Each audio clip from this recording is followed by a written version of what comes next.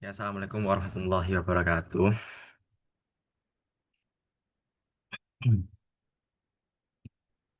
Halo, halo semuanya.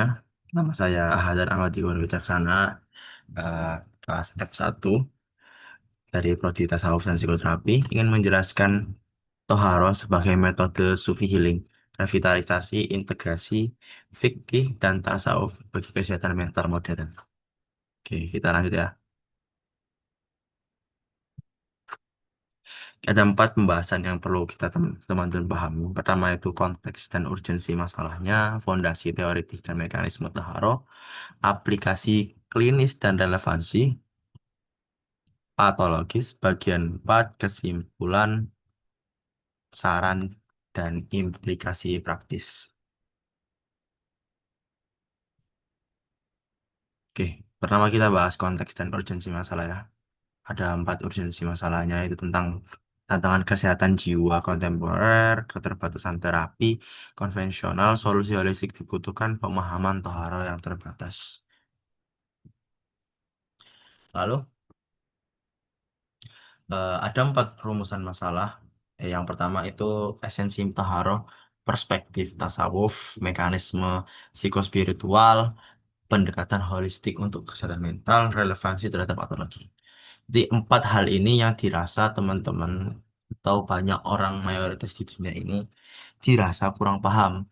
Jadi, alangkah baiknya kita memahami dulu tentang esensi Toharo. Oke, tujuan presentasi adalah menganalisis Toharo sebagai instrumen terapi alternatif holistik dan terukur untuk kesehatan mental modern secara komprehensif. Lalu tujuan spesifiknya mengembalikan fungsi Toharo sebagai metode penyembuhan psikospiritual yang melampaui dimensi eksoteris menuju dimensi esoteris. Jadi banyak mayoritas teman-teman itu eh, berhenti di pemahaman eksoterik, yang dimana eksoterik ini hanya di kulitnya saja, nggak memahami hingga ke dalam. Maka dari itu, alangkah baiknya teman-teman harus memahami secara esoterik. Segelintir orang saja yang memahami esoterik ini. Maksudnya, teman-teman harus memahami lebih detail lagi untuk tahu makna dari apa sih Toharo ini, bagaimana Toharo bisa menjadi metode metode psikospiritual. Oke.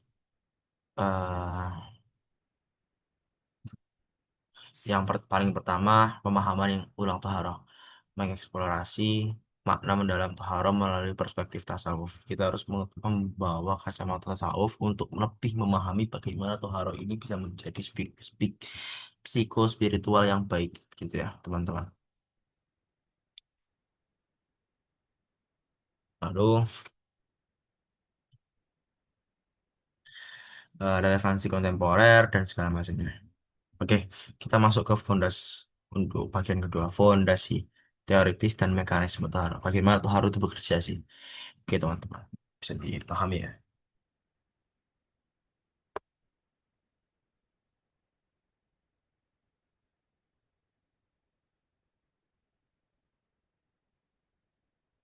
Oke, untuk level keempat itu integrasi kesadaran transendental. Lalu niat dan kehadiran, air sebagai medium spiritual, dan fondasi ontologis. Dimensi eksoterik, toharo, itu hanya cukup, hanya berhenti dari Anda, teman-teman, mengetahui bahwasanya kesadaran transendental. Toharo mengintegrasikan kesadaran diri dengan keterhubungan dimensi transendental. Lalu kedua, niat dan kehadiran. Hanya teman-teman hanya berhenti dari niat dan kehadiran. Lalu air sebagai medium spiritual. Padahal ini padahal air itu bisa dikatakan lebih. Lalu fondasi ontologis. Hierarki empat tingkatan Toharo. Teman-teman, jika ingin memahami Toharo secara esoteris, secara lebih detail, dengan segelintir orang memahaminya, teman-teman harus mulai dari tahapan pertama, purifikasi material. Teman-teman harus paham betul nih, percaya bahwasanya material air ini bisa menjadi media purifikasi. Lalu kedua, purifikasi behavioral. Setelah secara materi kita, jasmani kita, badan kita itu terpurifikasi, lalu setelahnya secara behavioral, secara hmm, cara kebiasaan kita, kita juga harus berubah menjadi lebih baik. Itulah. Lalu ketiga, purifikasi psikologis. Nah, setelah teman-teman bisa masuk ke tingkatan ketiga, teman-teman bisa membawa Toharo ini lebih berefek lagi sampai ke ranah psikologis kita sendiri. Lalu hingga ke spiritual. Itu termasuk tingkatan paling tinggi dalam Toharo. Mekanisme wudhu terapi sensoris kognitif. Nah, mandi wajib juga bisa menjadi katarsis emosional ya teman-teman. Lalu kita masuk ke bagian ketiga, aplikasi klinis dan relevansi patologis. Oke, Relevansi terhadap patologis psikologis modern.